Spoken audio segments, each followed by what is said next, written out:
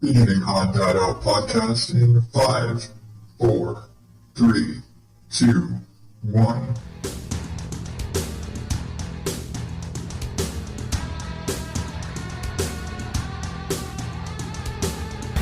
Welcome to day 12 of National Podcast Post Month here on the Odd Dad Out podcast, where this week I have been running down my trip to Disney. I keep saying my trip, our family trip to Disney from mid-October. And we are finally at the end of the road. I guess end of the road. We end of the road. We're driving home. It's the last days of our trip. That's where we are. And so yeah. And it's been a fun time. That's the best I can give you. 'Cause I mean it was a fun trip. But now it's time to go. And not as eventful of a drive home as, you know, running into a town full of fucking rocks and a volcano erupting. But we did have a bit of a scare on this drive. Because, okay, you say a few scares. Because, okay, we're back on the road again.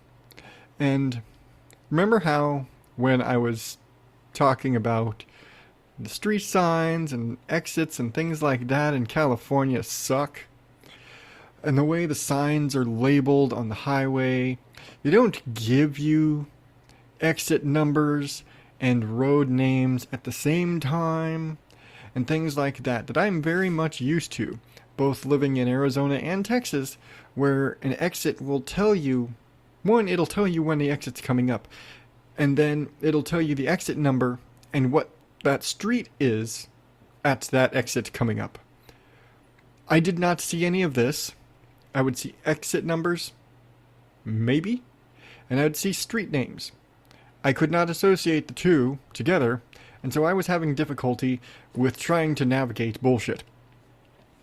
Never mind that we were trying to drive out of Anaheim at about 9 in the morning on a Thursday.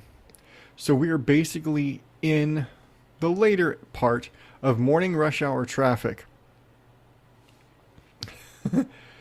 And so yeah, traffic was a bitch, and I actually missed our exit trying to get situated in the right way towards coming home. And we ended up having to take a completely, GPS had to drag us through a bunch of surface streets and to a back way because, as is the stereotype of every major city in California, there was a shit ton of road construction. So, road construction, I had to take an alternate route to the way we came in, and shit loads of traffic meant I am white knuckling it and having to deal with, oh yeah, all the drivers are also assholes, like I mentioned. So, until we got onto open road, which is way the hell out, we basically, I'm like, I hope we're going the right way the whole way until we were in open desert and I recognized shit again. Is it bad that in the city I didn't recognize anything? It wasn't until we were in the desert that I was comfortable again. But yeah, it was such a pain in the ass doing it.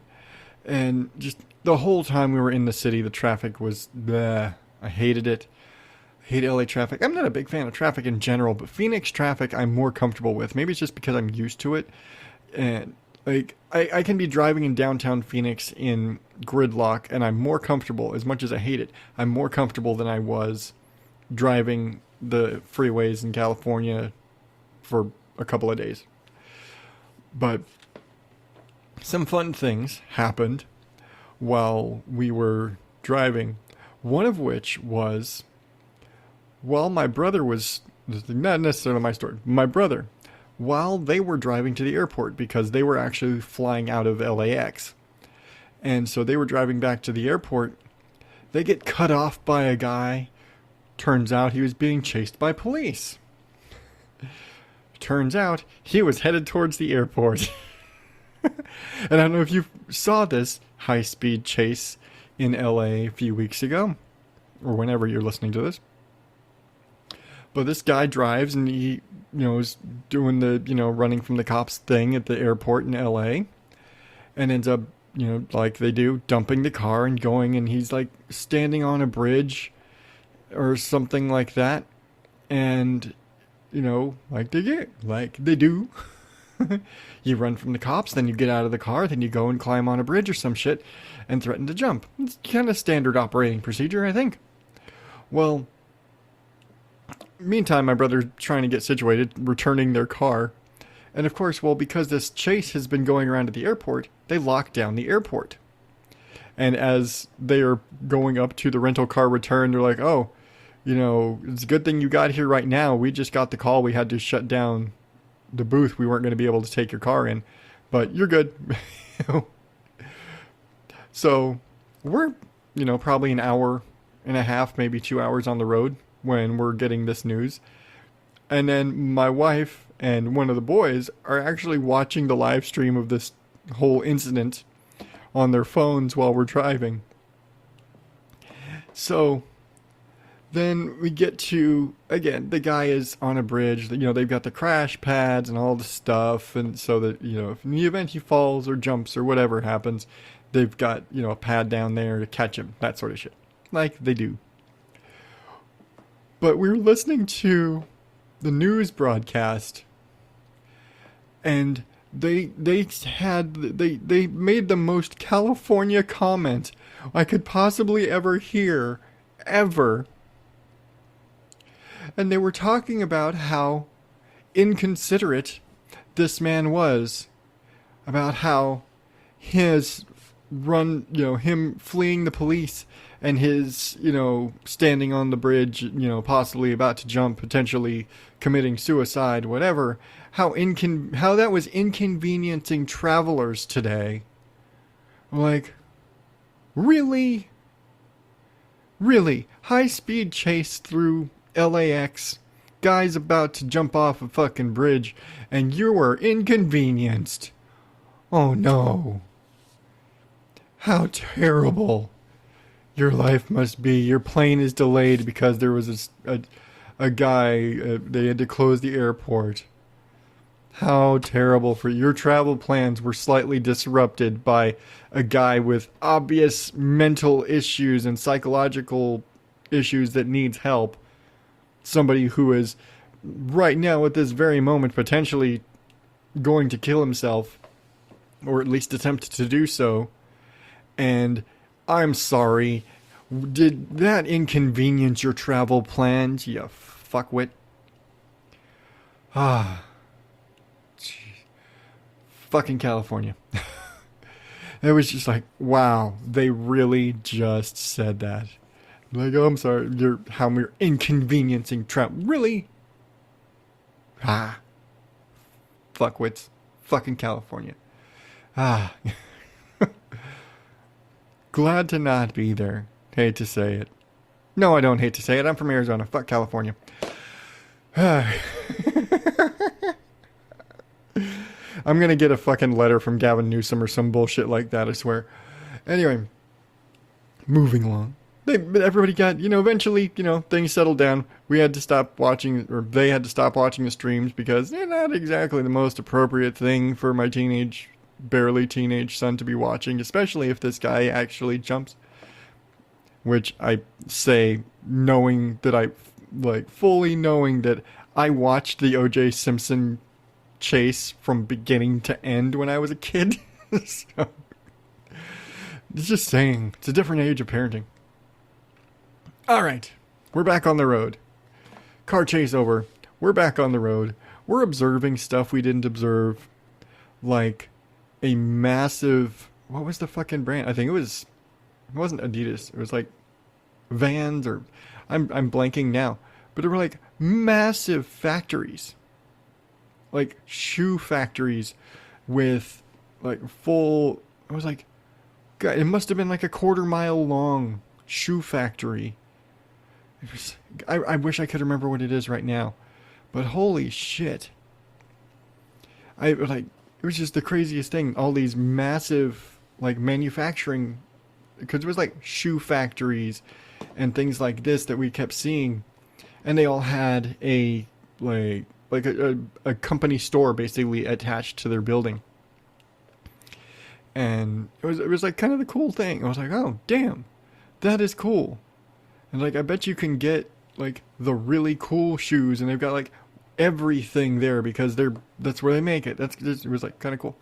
But probably the most exciting thing, because when we passed by the volcano, it was no longer erupting. Sorry to say.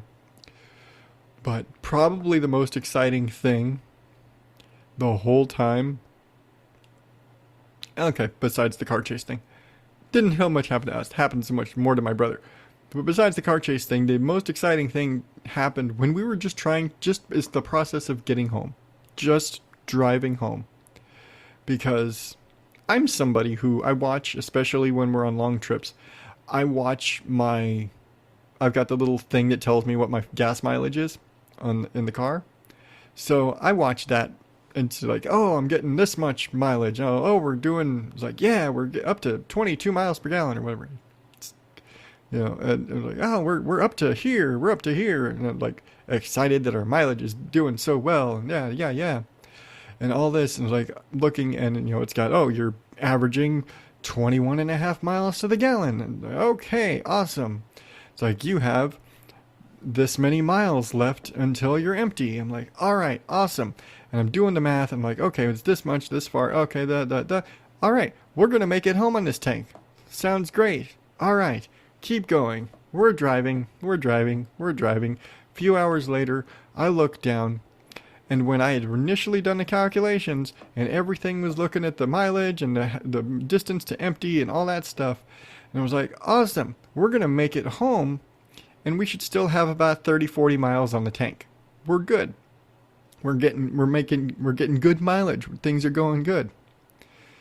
Except driving home, we were driving uphill straight into the wind. And because I had up to this point just kind of was like, okay, chugging along, go, here we go. I wasn't looking at that number, as both of those numbers were very quickly plummeting. And I looked up at one point, and we were doing 22 plus miles to the gallon, and then I look up and it's in the 18s. And my 130 miles, we're like, oh, we were about 100 miles from home, and I've got 130 miles left on my tank. We're good. We'll get home with gas to spare. Great. I look, and I've got less than 40 miles left on my tank. And we are in the middle of nowhere. At which point we immediately have to pull up GPS, and I have to start scrambling to look for a gas station. And we finally find one. The nearest gas station is about 30 miles away. I have 35 miles left on my tank. So I'm trying very calm, like, I'm concerned. My wife is freaking out because we're like, we're in the middle of nowhere. We don't have like a gas can or anything like that. I mean, we've got AAA and all that, but still, we're in the middle of fucking nowhere. And we're at least in Arizona by this point. But we're like, oh shit. We're kind of getting a little nervous. And it's kind of our dynamic. The more freaked out my wife gets, the more calm I have to get, because we can't both of us freak out at the same time. But we finally make our way, and we're like, okay, we're going GPS, tag this gas station. That's where we're going. It's this far. Okay. Well, once my gas gauge gets below a certain point, my little how many miles do you have left, my distance to empty, just says low tank. So right about the point where it crossed below 30 miles left, it just says low tank, or low fuel, whatever. So for almost the entirety of our nerve-wracking drive from middle of nowhere, oh shit, we need gas, to the gas station. I actually had no clue if we were going to make it. I was going by the last time I saw a number, it was 35 when we had 30 miles, so we should be able to make it. Now, if you're, again, doing the math, if we're getting about 19 miles to a gallon, and I've only got 5 miles worth of gas to spare, I have like a cup. So like literally like a cup of gas extra, maybe 2 cups of gas extra in my tank. That's like what's in the lines basically from the back of the tank up to the engine. That is the amount of spare of wiggle room I have on my gas tank. And if the wind is bad, that can bring my numbers down. I could start, having to fight more and like, shit, 5 miles is not a lot of wiggle room when you're running out of gas. And so we're just like sweating, like, okay, we're gonna do it. We're gonna make it. We're fine. We'll make it. No, it's okay. We're gonna get there. My wife's still freaking out, and I didn't tell her until very close that, like, I have no clue how many miles are left. I don't know how much is left, because it's, it just stopped telling me about 20 miles ago. So I have no clue. So we're like probably 10 minutes out, and we're like, really don't know. That's the whole thing. We don't know. Are we going to make it? Am I going to have to push it, the last however long? Or are we going to have to call for help or whatever? Am I going to have to walk up there, buy a gas can, come back, fill it up? I don't know. But fortunately, we did make it. We managed to pull in, and I had filled up my gas tank. It was like $5 out where we were, because we were out in the boonies. But like, if you're familiar with the Phoenix roads and how everything is laid out in a grid, so east to west, everything are numerical. So if you're west of Central, everything's an avenue. If you're east of Central, everything's a street, and it's just numerical. So I live out near 100, and your address will correspond to that. So I live out in the 140s, in the avenues. So I live with Surprise. Surprise is way out from the city.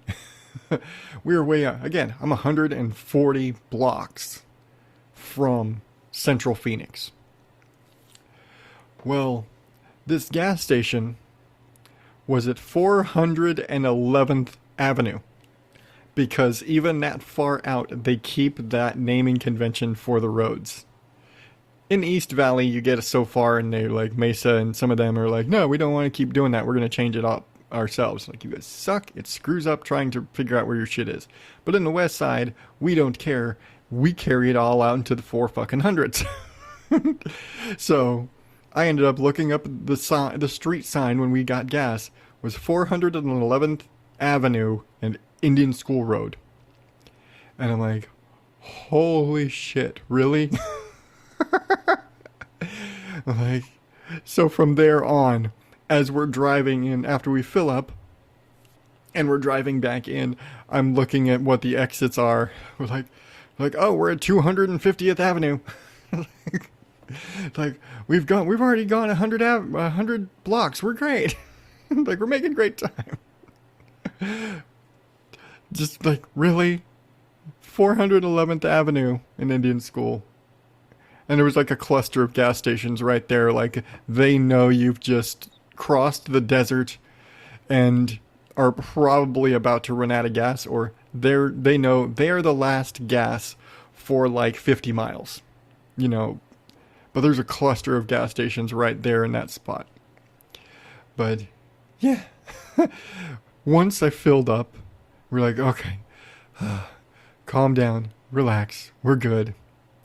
All right, we're going to be fine. We'll make it home. I think I ran that tank of gas for a week after we got home. because I only ever use that car for work. But we made it. We got home. Everybody got home. We, started. Everybody unloaded, got all their stuff out, and then I proceeded to unpack everything, break down, get the. Because I don't think I mentioned that. Besides we have the roof rack that I put on, we still had a cargo bag that we used to use for the boys' Taekwondo tournaments. Before I got the rack, I got a cheaper, just a big heavy-duty bag for cargo, which is great, and it fits a ton of stuff. It's really a great thing if you don't want to put a full-size permanent roof rack on your car. But it's kind of a pain in the ass to manage, because you got to put it up there, load it, zip it all up, put your little weather Velcro straps down, and then strap the whole thing down to either, I've got rails on the top of the car, or hook it to your windows or whatever, and then, get it adjusted and strapped down nice and tight and everything. Kind of a pain to do. Well, I mentioned that the weather report was completely wrong while we were driving out. We were expecting a possible, well, and it was also raining slightly when we left. So, we were facing the chance of getting rained on. So, okay, I can't put any of our bags open in the roof rack. I'm going to have to put the cargo bag in there to protect us if it rains. So I've got the roof rack and the cargo bag, so I then have to open up, unstrap the cargo bag from the roof rack, get all the bags and luggage and everything out, then undo the whole bag, fold that shit back up and get it packed away in its little thing, and then continue getting everybody's shit. And then get everybody's stuff inside and get laundry going, because if we don't, we're just going to leave it in the damn suitcases. So, but we made it. We made it home. After a nerve-wracking drive and 3 days of California crazy fun and stress and fun and stress, and it was kind of a cycle. We had our first Disney vacation. I don't know if I would do it again as the whole big thing. I mean, no, I would. I take it back. I would. I'd do it again. Again, I already said I'd love to just go back and just do the Oogie Boogie Bash, because that was a blast. But I think we need to go back and spend 2 days for Disneyland alone. Really spend more time. Go back for Oogie Boogie Bash. Spend 2 days at Disneyland. We've done it. We've had a successful California adventure run, but we could do it again. I could do it again. Easier to do California adventure in 1 day than Disneyland. We missed so much at Disneyland. We do need to go back with our new knowledge of how to do Disneyland and have that real fun. We didn't go on Splash Mountain or any of those type of things. We really did miss a lot at Disneyland. So I think we need to go back and do Disneyland just to experience all the stuff we missed the first time. So, yeah, I would do it again. Definitely would plan more. Mentally prepare for it. We have a better idea what we're going in for, how to navigate. But it was fun. It was a good trip. The boys had a blast. We came home with a shit ton of candy. And, yeah. All in all, a successful Disney vacation, if I do say so myself. Now we just need to save up, maybe get a 7th mortgage and, I don't know, sell something, maybe a kidney to afford another Disney trip. But that is it. That is what we're doing. Let me backtrack. Okay. I'm going to start the music earlier. All right. That is it. Disney trip over. Thank you for listening all week to this. I will be back. I have a topic for tomorrow.